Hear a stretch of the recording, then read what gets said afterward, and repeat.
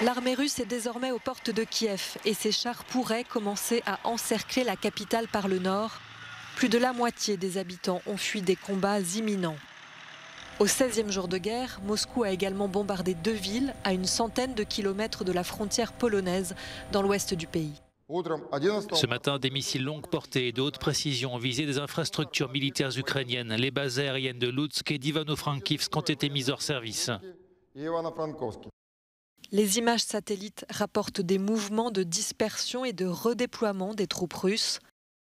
Elles montrent aussi l'ampleur des destructions dans les zones attaquées par l'aviation russe. Moscou contrôle de larges bandes du territoire ukrainien. Au sud, le long de la mer Noire, la ville portuaire de Mariupol est assiégée, bombardée. Kiev accuse Moscou d'avoir délibérément attaqué un couloir humanitaire. Les habitants manquent d'eau, de nourriture et non plus d'électricité. Au nord, l'attaque de Kiev est imminente. Les combats dans la périphérie sont intenses depuis plusieurs jours. Les volontaires restés sur place s'organisent et creusent des tranchées à de nombreux endroits de la ville pour affronter l'armée russe. Elle pourrait avoir du renfort car Vladimir Poutine a donné son accord à l'arrivée de volontaires étrangers parmi ses troupes. L'Ukraine fait partie de la famille européenne, mais il n'est pas question d'une adhésion immédiate.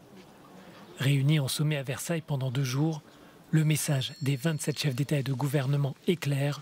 L'élargissement vers Kiev ne se déroulera pas dans les prochaines semaines. Pour les États membres, la candidature ukrainienne ne fait pas l'ombre d'un doute.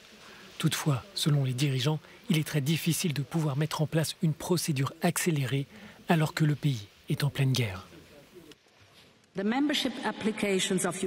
La demande d'adhésion de l'Ukraine est l'expression d'une souveraineté nationale, de son souhait et de son droit à choisir son destin. Aujourd'hui, nous avons ouvert la porte à l'Ukraine dans notre direction.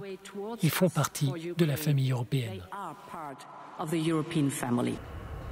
Les dirigeants ont aussi évoqué la dépendance européenne à l'égard des hydrocarbures russes, une dépendance qui empêche les 27 d'activer des sanctions plus sévères encore. L'Union importe 40% de son gaz en provenance de Russie et ne peut donc pas complètement couper les ponts. Mais l'Union veut agir vite pour trouver des alternatives. Notre plan prévoit de diversifier nos fournisseurs et de passer aux énergies renouvelables. Au mois de mai, nous présenterons nos propositions pour sortir d'ici 2027 de notre dépendance au gaz, au pétrole et au charbon russe en nous appuyant sur les ressources nationales et européennes. Les 27 vont poursuivre leur soutien militaire à l'Ukraine. Les dirigeants envisagent de débloquer une enveloppe supplémentaire de 500 millions d'euros dans le cadre de la Facilité européenne pour la paix. Le recours à ce dispositif permet de fournir des armes létales aux forces ukrainiennes. Et des pays qui jusqu'alors avaient une tradition de neutralité autour de la table, je pense à la Suède, ont décidé pour la première fois depuis tant de décennies de participer à ce soutien concret à l'Ukraine. L'Union envisage un nouveau train de sanctions contre Moscou. Elle insiste aussi sur la tenue d'une enquête concernant les accusations de crimes de guerre commis par les forces russes en Ukraine.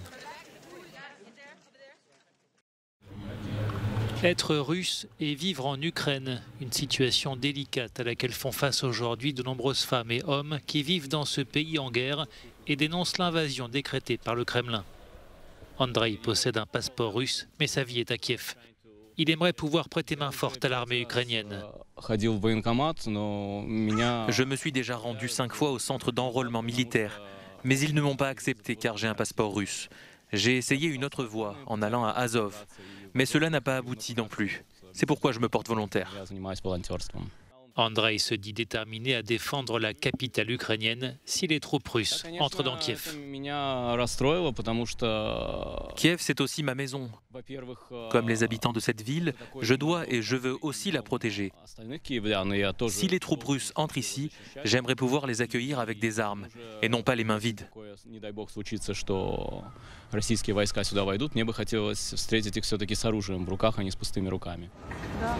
À Lviv, près de la frontière polonaise, une ville qui échappe jusqu'ici au bombardement, d'autres ressortissants russes font part de leur honte depuis que cette guerre a été enclenchée par le Kremlin. Sacha dit avoir le cœur brisé.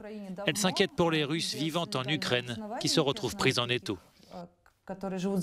La situation est difficile pour eux, notamment pour les Russes qui vivent en Ukraine depuis longtemps sans raison légale. Je connais des gens qui vivent ici depuis 10 ans sans motif légal. Et maintenant, ils ne peuvent plus aller nulle part, même s'ils le voulaient. Et désormais, les soupçons de la police, des services de sécurité à leur égard sont importants. Les Russes vivant en Ukraine espèrent eux aussi la fin de cette guerre pour continuer à vivre comme avant.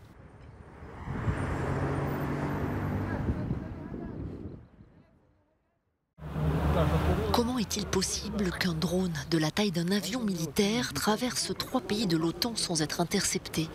La question est posée par le président croate alors qu'un engin de reconnaissance de fabrication soviétique s'est écrasé la nuit dernière à Zagreb. Le sujet est brûlant au sein de l'Alliance Atlantique à un moment de tension maximale en raison de la guerre en Ukraine. Le drone sans équipage s'est écrasé dans un parc de la capitale mais n'a fait aucune victime. La police croate et l'OTAN ont ouvert une enquête. Tout porte à croire que le drone provient de la zone de guerre ukrainienne, mais on ignore s'il appartient à l'armée russe ou ukrainienne. Il a survolé la Roumanie, la Hongrie avant de tomber sur Zagreb. La capitale croate est à environ 550 km à vol d'oiseau de la frontière la plus proche de l'Ukraine. Du côté de Kiev, le ministère de la Défense nie que l'appareil soit ukrainien. Ne plus dépendre uniquement de la protection de l'OTAN. La guerre en Ukraine pousse de nombreux pays européens à se réarmer. La Suède et la Finlande, non membres de l'Alliance, ne cachent plus leur inquiétude. Stockholm vient d'annoncer une augmentation des dépenses de défense à 2% du PIB. La Finlande pourrait aller plus loin. Sa population semble prête à un changement radical de sa traditionnelle neutralité. Il y a eu un changement historique. Avant, c'était 50% contre et 24%. Et maintenant, c'est 50% pour et 20% contre. Je pense que les gens sont poussés à juste titre par ce que j'appelle la peur rationnelle. La peur que la Russie puisse faire la même chose à la Finlande ou à la Suède. Et en même temps, il y a la rationalité. Nous devons maximiser notre sécurité. Et faisons cela, sinon à court terme, du moins à long terme, par une alliance militaire, l'OTAN et une défense collective. Après avoir consulté les partis politiques sur leur perception de la crise et leur position sur une éventuelle adhésion à l'OTAN, la chef du gouvernement finlandais, Sanna Marin, a indiqué que son pays allait revoir sa politique de sécurité au printemps. Aucune date n'a pour l'heure été fixée pour ouvrir le débat sur une adhésion à l'Alliance Atlantique.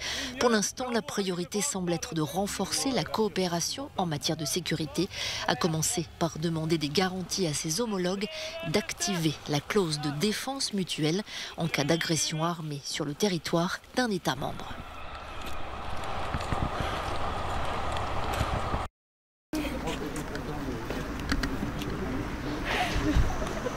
Des réfugiés ukrainiens sont arrivés à Leiria, au Portugal, où certains y ont retrouvé des proches vivant dans cette petite ville située au nord de Lisbonne.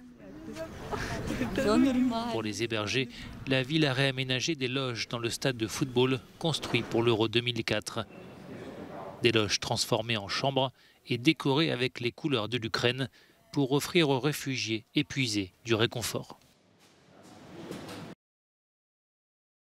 Ils sont extrêmement fatigués, anxieux et sans rien, seulement un petit sac.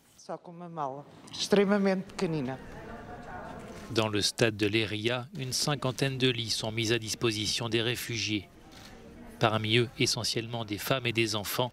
À l'arrivée, ils peuvent compter sur l'accueil et l'aide de la petite communauté ukrainienne de Leiria, bouleversée également par ce conflit. Je suis très inquiète. Mon cœur est en Ukraine. Je vis ici depuis 20 ans, mais toute ma famille et mes amis d'enfance sont là-bas. Les réfugiés ukrainiens espèrent que leur séjour au Portugal ne sera que temporaire, le temps que se termine la guerre en Ukraine. En attendant la fin du conflit, ils doivent recevoir de l'aide, notamment pour travailler, scolariser les enfants et apprendre la langue, afin de s'intégrer dans ce pays, dans lequel certains pourraient à terme décider de s'implanter.